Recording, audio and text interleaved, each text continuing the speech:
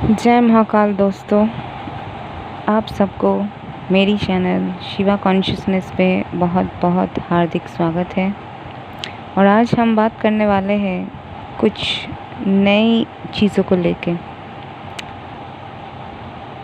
सबसे पहले आप लोग चैनल को जो है सब्सक्राइब कर लीजिए, बेल आइकन दबा दीजिए और लाइक कमेंट शेयर आप अपने हिसाब से, अपने खुशी से, अपनी मर्ज़ी से कीजिएगा। हमारे चैनल को आप लोगों के आशीर्वाद और प्यार की बहुत बहुत ज़रूरत है।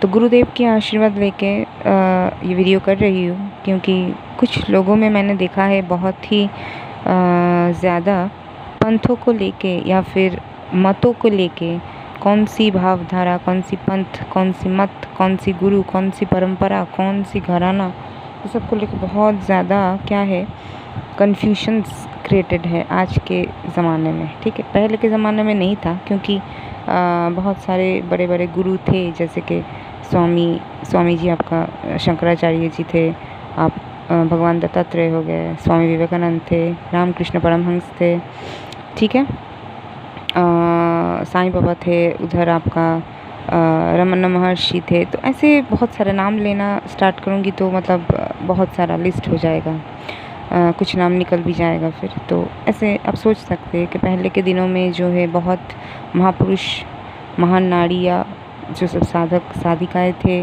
सब ये सब परमहंस थे, है ना। तो इन सब का आविर्भाव हुआ था। तो इनसे क्या होता था, लोग तब बहुत ज़्यादा सनातन धर्म के मामले में बहुत ही सीरियस थे। हर लोगों को जो है, हर एक घरों में बच्चों को, बूढ़ों को सब कुछ पता होता था, क्या है पंथ, किस में जाना है, कौन सी गुरु है, किससे दीक्षा लेनी है, सब कुछ एक क्या कहते हैं ना, एक ऑर्गेनाइज्ड वे में होता था। ठीक है, जितना मॉडर्न होते गए हम लोग, वेस्टर्न सिविलाइजेशन का इफ़ेक्ट हुआ, तो उससे क्या हुआ, सब कुछ ख़त्म हो गया। लोग अपना घर जो है, अपना जो वास्तु होता है, वो सब छोड़ के चले गए। तो कुल देवता कुल देवी नहीं रहे, गुरु नहीं रहे, लोग आज दीक्षा भी नहीं लेते हैं, मंत्रों को, यंत्रों को इतना इम्पोर्टेंस नहीं देते, शास्त्रों को इम्पोर्टेंस नहीं देते। तो लोग क्या है, अब इनमें से अगर कुछ लोग स्पिरिचुअल है, जैसे आप लोग सुन रहे हैं, तो आप लोग सभी बहुत ही स्पेशल है, स्पिरिचुअल है। तो क्या होता है कि आप जैसे लोग, हम जैसे लोगों का ही भटक जाना ज़्यादा होता है, क्योंकि जो लोग नास्तिक है, जो लोग सनातन को नहीं मानते हैं, जो लोग उल्टा सीधा खाते हैं, उल्टा सीधा करते हैं, उनसे हमारा कोई ताल्लुकात नहीं।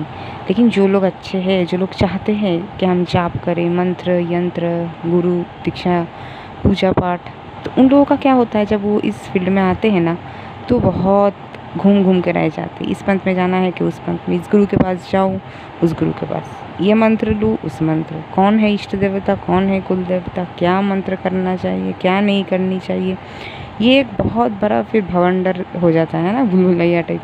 तो लोग ना घूमते फिरते रहते रहते उनका 40-50 साल निकल जाता है, मैंने देखा है। तो क्लैरिटी की बहुत ज़्यादा ही अभाव है, जो बहुत ज़रूरी है। ठीक है, तो हम जैसे कुछ लोग, हमें ही सबको आगे आना होगा, इन सब चीज़ों को लेके थोड़ा अवेयर करना होगा लोगों को। तो आज हम बात करने वाले हैं कि देखिए, जब हम पंथ कैसे होता है, ठीक है, पंथ और मंत्र, इन साधना, इन दोनों का डिफरेंटली हम लोग समझेंगे आज चीज़ें। तो हम लोग जो मंत्र, हम लोग देखिए कुछ ना कुछ मंत्र पढ़ते रहते हैं ना, हम आप सब कुछ बचपन से पढ़ते रहते हैं कुछ ना कुछ। हाँ, जिनके घरों में थोड़ा सा पूजा पाठ होता है, किसी की जो माँ है, किसी के दादी हुए तो वो कुछ पढ़ रहे हैं, किसी का पिताजी कुछ पढ़ रहे हैं, दादू कुछ पढ़ रहा है, ठीक है ना। फिर कुल गुरु जो आए, पुरोहित, उन्होंने कुछ बता दिया। तो क्या होता है, ऐसा मंत्रों का हमें थोड़ा सा तो ज्ञान होता है, लेकिन कौन सा पढ़नी चाहिए, कौन सी करनी चाहिए, ये नहीं पता होता। तो हम लोग क्या होता है, किसी भी चीज़ को उठा के पढ़ना स्टार्ट कर देते हैं, जाप करना स्टार्ट कर देते हैं, जो कि फिर बाद में जाके बहुत प्रॉब्लम होता है। ऐसे मैंने बहुत सारे लोगों को मैंने देखा है, बहुत सारा प्रॉब्लम्स है। बाद में किसी वीडियो में हम लोग चर्चा करेंगे, फिर कितना प्रॉब्लम्स हुआ, क्या नेगेटिव इफ़ेक्ट हुई, क्या बाधा हुई, ये लेके फिर किसी वीडियो में करेंगे, या फिर ऐसी चर्चा हम लाइव में फिर कर सकेंगे आगे जाके। तो बात यह है कि बेसिकली मंत्र जो होता है, पहला होता है वैदिक, यानी कि वेदों में जो उल्लिखित है। तो 4 वेद है, उनमें से लाखों करोड़ों मंत्र हो जाएगा। ठीक है, वैसे तो वेद अभी पूरा है भी नहीं, हमारे पास जो वेद है जो वेद हमें मिलता है, हम पढ़ते हैं, वो 1% है। वेदों में करोड़ों मंत्र थे, करोड़ों श्लोक थे, ठीक है। वो सारा वेद जो है वो सब गुम हो गया, जला दिया गया, पता नहीं क्या किया गया। तो प्राचीन कालों में ये सब हुआ।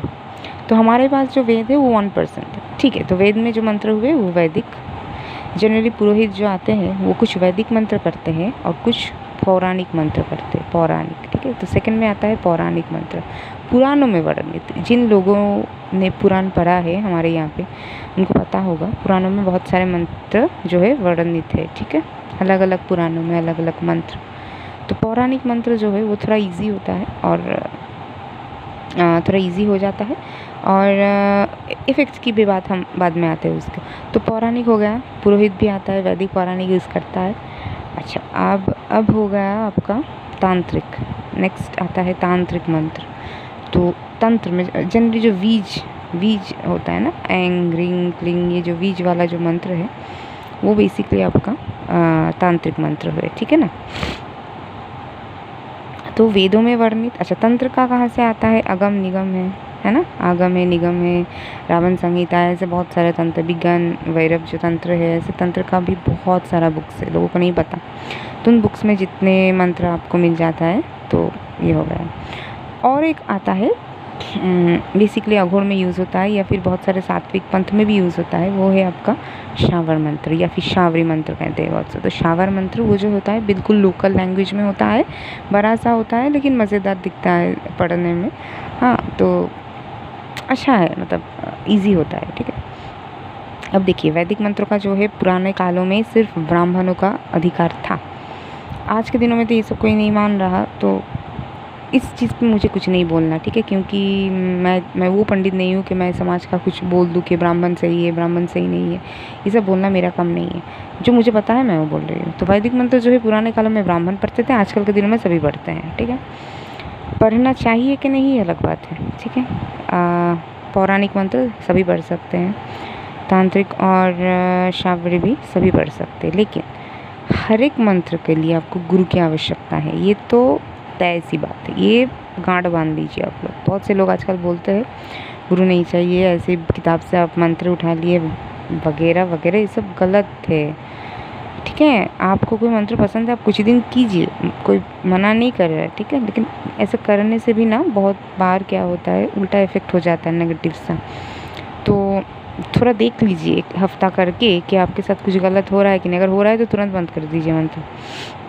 अगर गुरु से नहीं लिया हुआ है, तो मैं गुरु की बात नहीं कर रहा, अगर गुरु ने आपको दिया तो वो तो बेझिझक अब कीजिए, हाँ। तो बिना गुरु का अगर कोई कर रहा है, उसका कोई नेगेटिव इफेक्ट हो रहा है कुछ, एक हफ्ता देखिए आप।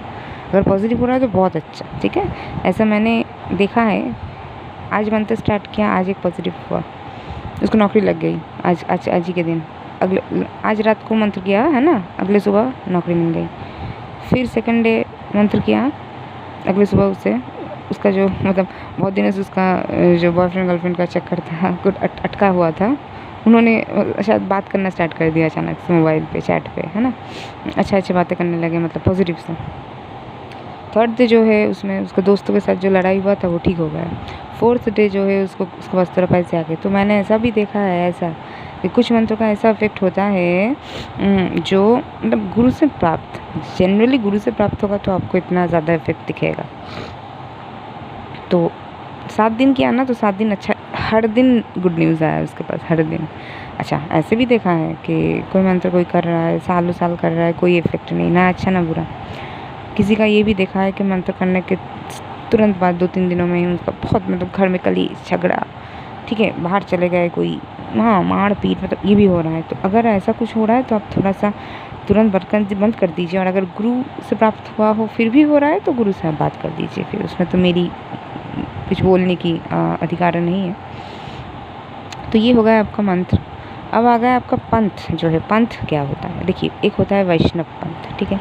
जो वैष्णव होता है कंठी धारण करते हैं, नॉनवेज नहीं खाते हैं, विष्णु जी के जो अवतार हैं उनके पूजा करते हैं, राम जी, कृष्ण जी, विष्णु जी, नारायण, कुछ भी हो गया, ठीक है। नेक्स्ट आता है शाक्त। शाक्त जो होते हैं वो शक्ति का पूजा करते हैं, यानी कि देवी माँ का कोई भी रूप हो, माता काली हो, माता दुर्गा हो गया, कुछ भी है, ठीक है। अब शाक्त लोग मैंने नॉन वेजिटेरियन भी देखा है, वेजिटेरियन भी देखा है, ठीक है। बेसिकली वेजिटेरियन नहीं होते क्योंकि उन लोगों को बलि देना पड़ता है। थर्ड आ गया आपका शैव। शैव जो पंथ है इसमें इतना ज़्यादा आपका मतलब क्या कहते हैं मतलब पार्ट्स है, ब्रांचेस है कि क्या बताओ। शैव में आपका कश्मीर का जो शैविज़्म है वो अलग है, साउथ का जो शैविज़्म है वो अलग है, यूपी वगैरह इधर का जो थोड़ा सा बिहार, ठीक है, बिहार यूपी बंगाल या फिर नॉर्थ ईस्ट वगैरह इनका थोड़ा अलग है, ठीक है। तो शैव पंथ में तो बहुत कुछ आते हैं। शैव पंथ में तो नवनाथ आ जाता है। अब नवनाथ में कुछ वेजिटेरियन आ जाते हैं जो सात्विक है, कुछ आ जाते हैं नॉन वेजिटेरियन जो कि अघोर है, ठीक है, नवनाथ पंथ में, नवनाथ संप्रदाय में। फिर आ जाता है आपका जो अघोर का जो है, बहुत सारे अच्छे गुरु थे, उन लोगों का अलग अलग पंथ होगा, जैसे किनारा मघोरी का अलग पंथ होगा, ठीक है। अब हनुमान जी के जो भक्त हुए जैसे आपका नीम करोली बाबा, उनका अलग पंथ होगा, उनके जो भक्त शिष्य हैं उन लोगों का अलग सा डिफरेंट हो गया, ठीक है। अच्छा, स्वामी विवेकानंद जी जो है उनका जो है रामकृष्ण मिशन, उनका अलग एक सेपरेट सेक्ट होगा। तो इस तरह से ना पंथ बहुत सारा हो गया है, ठीक है। अब इनमें से कोई कोई शाक्त है, कोई कोई वैष्णव, कोई कोई शैव है, ठीक है। तो शैव में तो बहुत सारा हो गया। शैव में आपका लाकुलिश आ जाता है, आपका कापालिक आ जाता है, ठीक है। शैव में आपका जो शैव सिद्धांत जो कि साउथ इंडिया में ज़्यादा है, थ्रिका जो है कश्मीर में था। तो अभी क्या है, ये चीज़ ना थोड़ा सा मिक्सअप हो गया है शैव संप्रदाय में, क्योंकि क्या हुआ है, अच्छा लिंगायत होते हैं साउथ में एक और संप्रदाय, लेकिन शैव है सब, अघोर भी शैव है, लिंगायत भी शैव है, नवनाथ भी शैव है। लेकिन क्या हुआ, हर एक के पंथ में डिफरेंस है, गुरु डिफरेंस है, मंत्र डिफरेंस है, जो जो साधना का विधि है, जो मतलब मान्यता है, सब कुछ डिफरेंट है, ठीक है।